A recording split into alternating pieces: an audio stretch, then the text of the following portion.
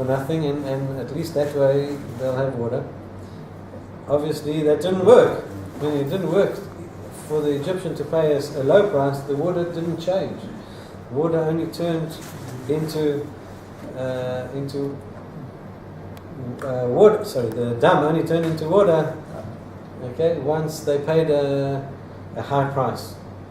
Now, if that's the case, says Rav Shalom, there's a Gemara in Sanhedrin, which seems to be very difficult if we appreciate what was going on. Is that the Gemara tells us that the Egyptians later on have a court case with in front of Alexander the Great. The Gemara in Sanhedrin Tzadi Aleph says that they come with a claim that the Jewish people did not refund them for the gold and silver that they took when they left Egypt. They come to and they present this to Alexander the Great that look, the Yehudim owe us for the gold and silver. We'll see next week's parsha that they took from them when they left, and this is not fair. They're not fair, we say in Hebrew.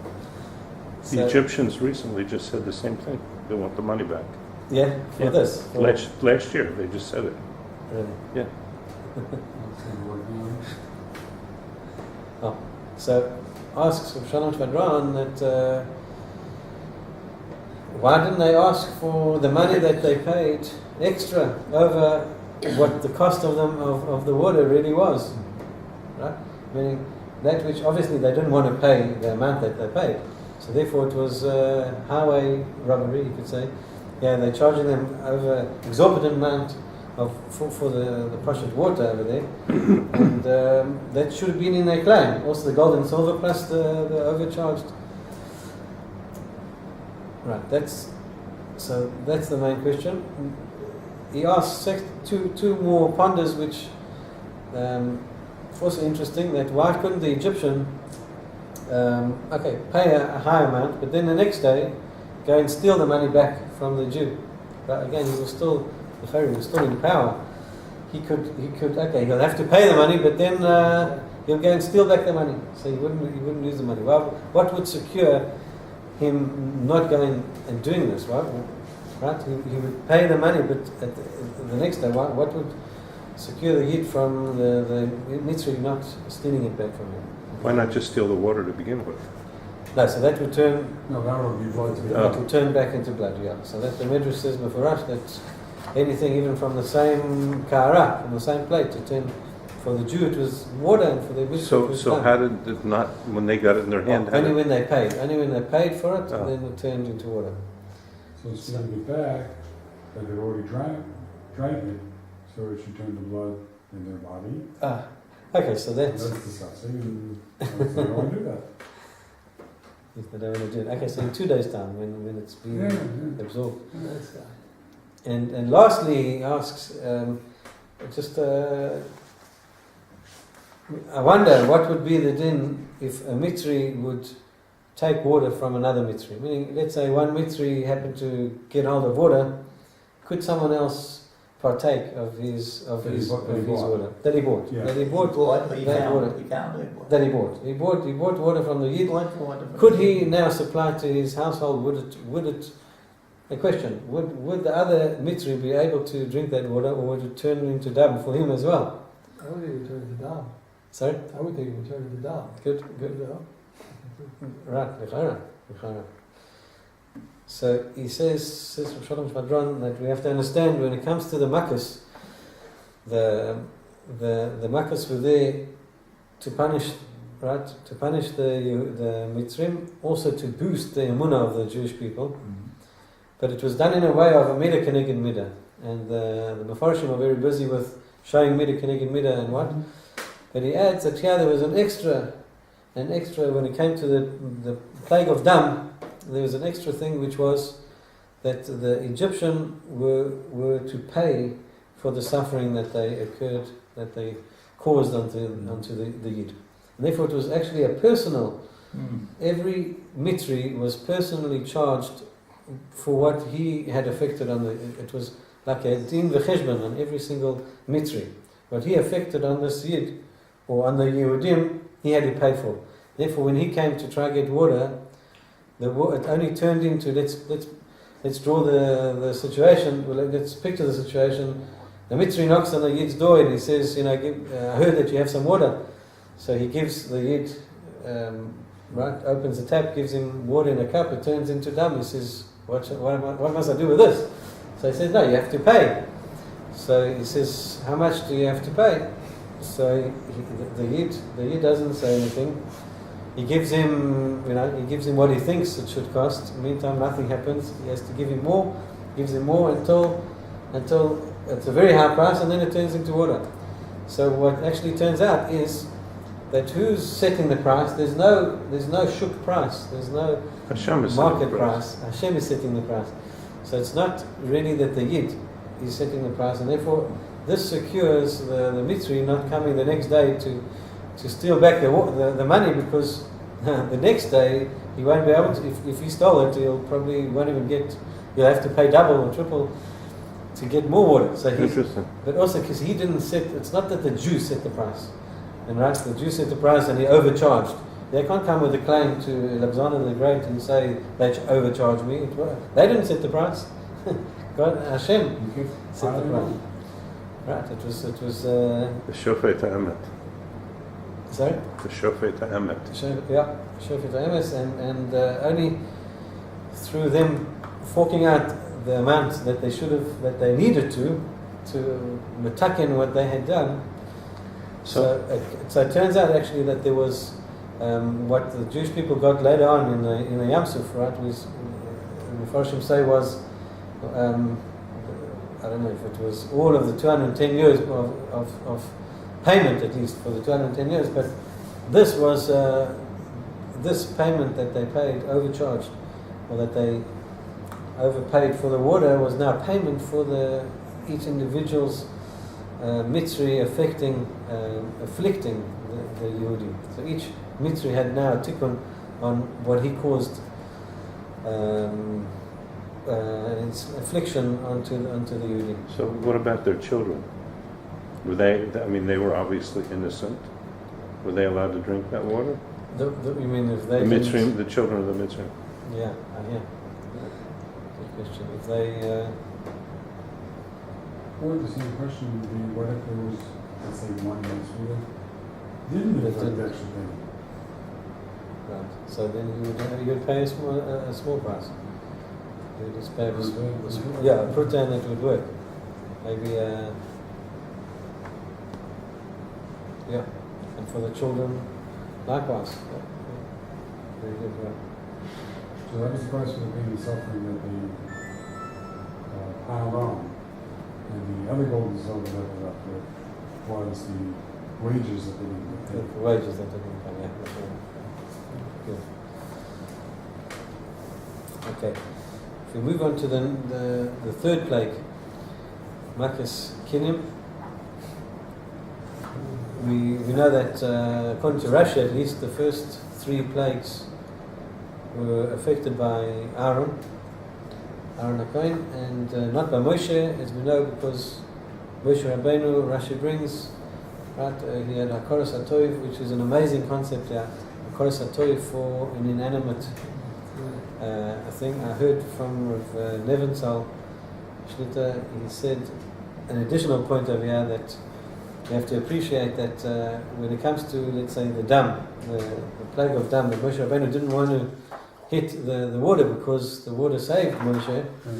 So the chidush here, the extra chidush, is that the water wanted to partake in this plague. Right? Here, through the water, it was a tremendous kiddush Hashem. So this is the chidush, meaning even though, right, what is Hakoros HaToiv on a simple level? Hakoros HaToiv is let's say, not doing bad to someone that did good to you. I mean, okay, also saying thank you, but not doing bad to someone that did good to you. But let's say you do good to someone else that did, right? To do good is not in the cheshbon. So, yeah, Moshe Rabbeinu, he was doing good for them. He would have been doing good for the Nile. The Nile saved him. Moshe Rabbeinu is helping the Nile to be Mekadesh Shem Shamayim. And nevertheless, this is This is a chiddush that even this, he had Hakoros HaToiv, he couldn't bring himself to hit the water that saved him. It's a chiddush. Anyway, so these first 3 plagues, Moshe Rabbeinu, Aaron HaKohen affected it. Now in the plague of Kinim, the 3rd plague, the pasuk says, What are we going to do, frogs? we have to leave it for next week. Sorry? Frogs is the 3rd one. Dam Tzvardea, Kinim. The 3rd one. Yeah. Tzvardea is the 2nd one. The first was the Mateh.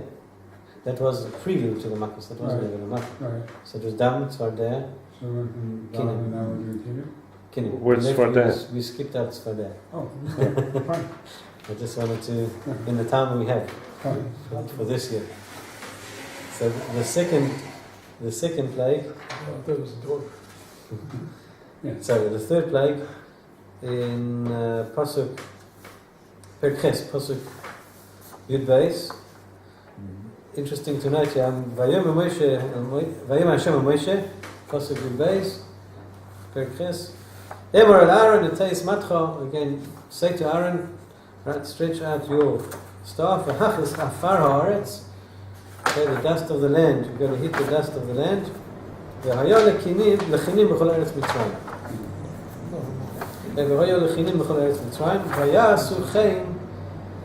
Okay, they did similarly. Vayet Aaron es yadoi mimateu vayachis afar haaretz. V'tehi hakinam ba'adam u'ba'behemo kol afar haaretz haya kinim b'chol eretz Mitzrayim. Now, pasuk Yudalet. This one I wanted to pay attention to. Vayasu chein achartumim v'latehim. Vayasu Yudalet. Vayasu chein achartumim v'latehim lo hitzi es hakinim v'lo yacholim. V'tehi hakinam ba'adam u'ba'behemo. So it's very difficult. Many Rishonim ask, Vayasu chein achartumim v'latehim. Sounds like they did similarly.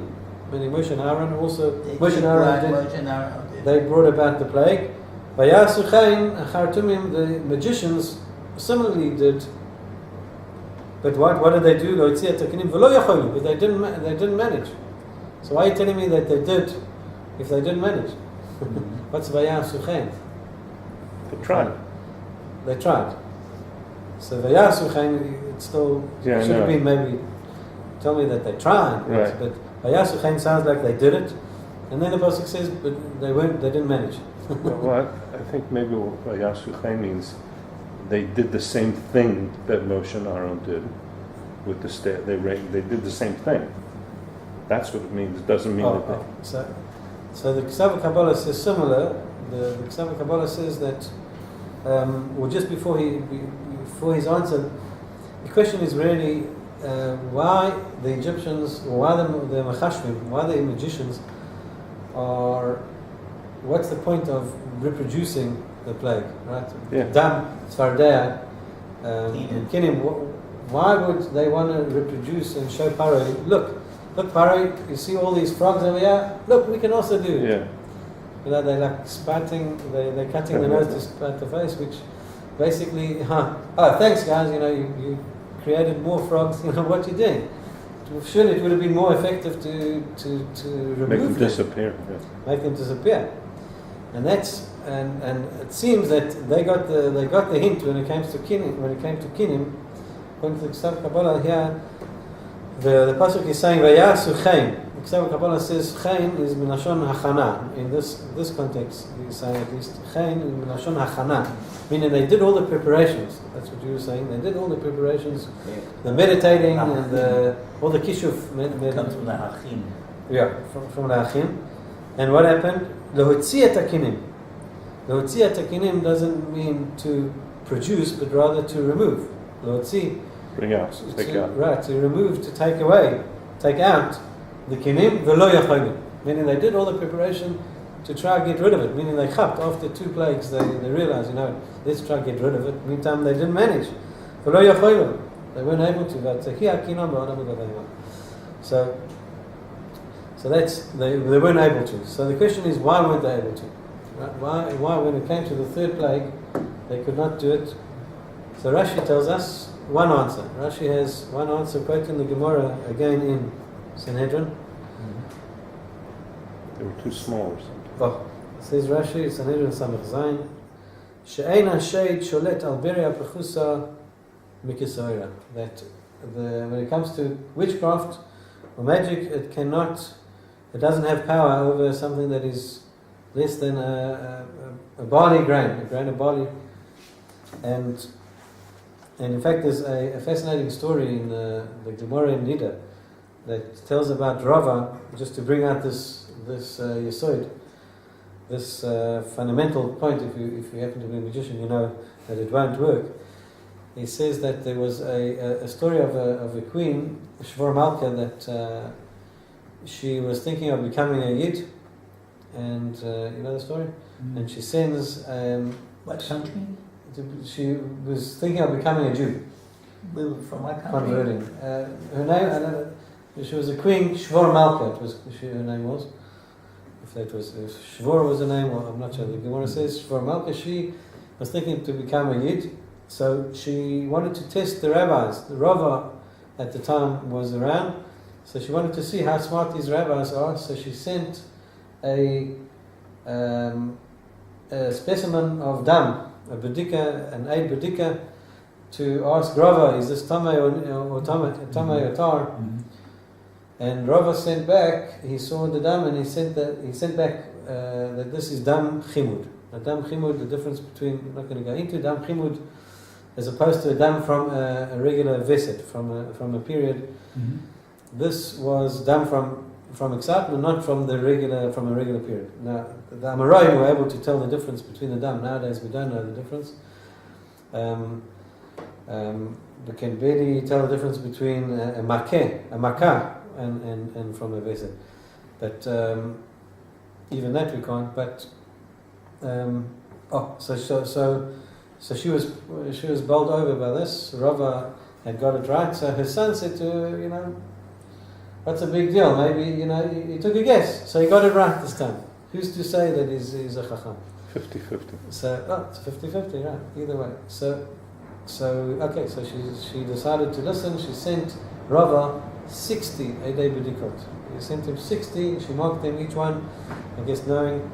And on the 60th, instead of having dam, woman dam, but she put over there dam from a kin, from a louse.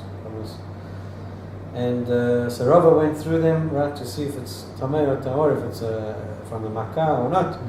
He could tell that, and when he came to the 60th one, he didn't know what it was, but he knew that it wasn't dam from a woman. So the Gemara says that he had siyata d'shmaya, that he had istayal milsa, he had siyata d'shmaya, and what happened was he didn't know. Again, he didn't know what it was, but the siyata d'shmaya was that while he was sending back all the other maras, he sent back also a present to the queen. What was the present? An ornate lice comb. In those days, it's almost very common. It's almost like sending a toothbrush to someone that, as a gift. I guess they were useful gifts. So of course, when she received this, she was blown away, and she got the message. Although Rava didn't even know what he was doing. Siyata d'shmaya that he sent this. Anyway, that's the story. And now? So what's the big chap? Say the Mefarshim. The chap is that she realized that until that point, it could be that Rava came to his conclusion through kishuf, that he was able to know if this is real dam or not through magic. But when it came to kinim, when it came to this dam from a kin, there kishuf doesn't work. So that's why, that was the tremendous chidush, that she that Rava, she knew that. She knew that until this point, Rava could have used kishuf, but on kinim, that he couldn't. And this is the idea that Rashi is bringing over here. Ein HaShed sholet al beria b'chusam kisoira.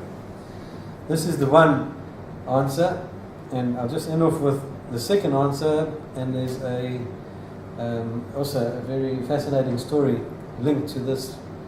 Second reason why the Egyptians could not, or the magicians could not bring about the plague of kinim.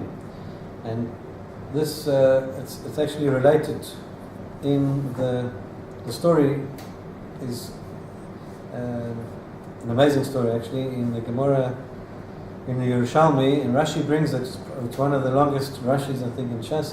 It's a whole Amud, pasuk daf mem daled on the base. If you remember, you can have a look at the whole story there. It's a fascinating story. I'll just tell you in brief that there was one day, mem daled on the base. Rashi brings it over there. There was a wicked man that passed away, and on the same day a big tzaddik also passed away at the same time. The wicked man, he was a mukasachad, he was a tax collector, and he used to take even what wasn't deserving for the king. So he was a rasha, but there was a tzaddik that was also niftar on the same day, and both of their levias started out at the same time. In those days, shodadim came, robbers came, and everyone ran away. Meantime, these two, you may have heard the story, there's two coffins over there. There was one Talmud that stuck around to make sure that his Rebbe, to know which one is his Rebbe and which is not. Meantime, everyone comes back after. Everyone comes back after they had the robbers had ran away, had moved away. Meantime, they come back and as much as this Talmud shouts and screams, they take. So you can imagine the wicked person. He has a few oddbods that came to bury him, and the tzaddik had a big entourage that were taking him to bury him. So they switch. It gets switched, and the big whole entourage, they take the rasha. And these few oddbods, as much as the Talmud is shouting, no one listens, I don't know why not, and they bury, the few people go and b'derech bizayon, they go and bury this, the tzaddik. And this Talmud is mamish distraught, he can't believe what happened to his Rebbe. Anyway, that night he has a dream, this is all in the Rashi. You saw it, remember? I do not remember. So Number of years ago. So he has a dream, and in the dream, his Rebbe comes to him and explains to him, "Don't worry." He says, "It's all min hashamayim, and you should know. I'll show you the tremendous right in Shamayim, the tremendous sachar that I got here in Shamayim, and you should know that the reason." So he says, "But Rebbe, how could it be that you get such a burial? It's not past for you." He says, "Yes, but there was one time that he heard someone disgracing a Talmud Chacham, and he wasn't mocheh, and this was his punishment." So he says, "So what about the right? What did he do? What did the Rasha do?" He says, "Yes, one time the Rasha had he was making a big suudah for the prince, for the Tsar, and he didn't pitch, and he was left with a lot of food, and he gave it out to the aniyim. So this was his sachar. He was now buried. This was brought in the Gemara. So one time, yeah. So now he was being paid up, and then he was on the way to Gehenna. This Rasha, he was in Gehenna. So the Talmud asks again. Rashi brings this. The Talmud asks, so how long is this guy going to be in Gehenna? This Rasha. So this is the point of the story that we wanted to get to. Is it says the tzaddik until Shimon ben Shetach comes and takes his place. Until Shimon ben Shetach comes and takes the place of this Rasha in Gehenna. So he said, "Wow, what's going on? Why should he go? Why should Shimon ben Shetach go into Gehenna?" So he says, "No, because there was 80 witches in Ashkelon, right? 80 mechashvot in Ashkelon, and of course, I guess Shimon ben Shetach was the Gadol Hador, and he was nitpas be'avon hador. He wasn't taking care of us, and this was big stuff. So he, of course, when he woke up, he ran to tell Shimon ben Shetach what happened in his dream. So immediately Shimon ben Shetach took 80 talmidim, and he told them, he gave each one a jug of water, an empty jug, and a raincoat. And they stuffed it. It was pouring with rain. He told them to keep it in the jug, and he'll tell them when to take it out. He knocks on the door of the palace, and the witch asks, yes, who are you? He says, I'm a wizard that has come to see your magic. So she says, okay, show me your magic. Let's see, before we let you in, let's see what you... So then he hints to his Talmidim that in the pouring rain they should put on their dry coats. So he tells them that, look at all my students, they're standing in the pouring rain and their coats are dry. They open the door and Shimon Mashiach tells them each one to take hold of a witch and lift her off the ground. This is the Gemara, lift her off the ground. And this is the second klal. This is the klal in Kishuf. For all those that want to know, that Kishuf only works if you're standing on the ground. Only when you're standing on the ground can you actually affect any magic. And this Shimon Mashiach learnt from the Gemara, but the Das Kenim about Tosos. The Tosos says that in the plague of Kinim, what happened was, since all the dust turned into Kinim, so they weren't standing on the ground. They were lifted off the ground. The dust, they turned totally into Kinim. So there was a separation between them and the ground, and they couldn't affect. That's why they couldn't affect the plague of Kinim. So just as a MB or a PS to this, because we have Reuven Margolius. So Reuven Margolius in the Margolius Ayam, he adds a fascinating point to this Gemara. The Gemara in Sanhedrin, he says that when we find that Bilam, it's brought apparently in the Yerushalmi, I think apparently also in the Zohar, that Bilam was able to fly. He flew on a carpet. Where did Aladdin get? Where did they get that Aladdin flew on a carpet? It was pashtus from Bilam.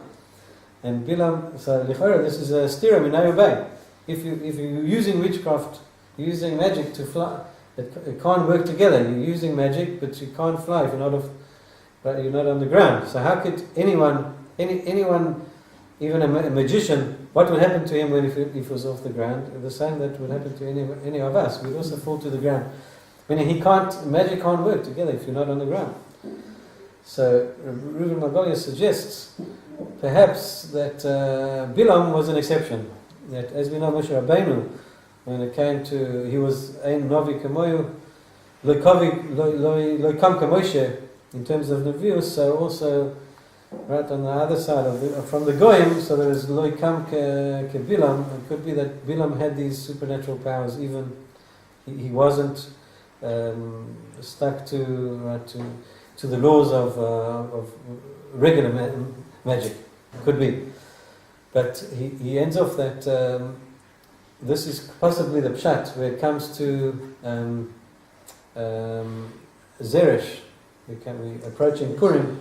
Zeresh and Achashverosh. What Zeresh suggests to Haman that the Egyptians, the Yidden have been saved from all types of things, but they haven't been saved from being hung. Okay, so he asks, what? Okay, they've been saved from water, they've been saved from everything. So the same God that saved them then is going to save them from hanging. What was she being mechadeshia that they haven't been saved, and here maybe they wouldn't be saved? Says Margolius Ayam, it could be that here it was by being hanged, meaning until this point it could be the Yidden were saved because of Kishuf. They were master magicians. Right? But at the moment it came to when they were lifted off the ground, then there's no kishuf. So this was behind the cheshbon behind hanging the Yidden. Possibly that way they'll be able to overcome the Yid.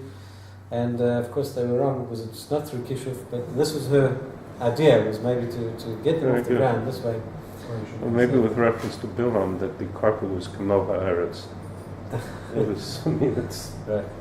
Did he fly on a broom? No. If he flew on a broomstick, because that's Harry Potter and whatever. Discharge of carpet. What? Somebody had to charge of carpet. Charge of carpet. Okay, we will Where's the car? There's a midrash really. One carpet.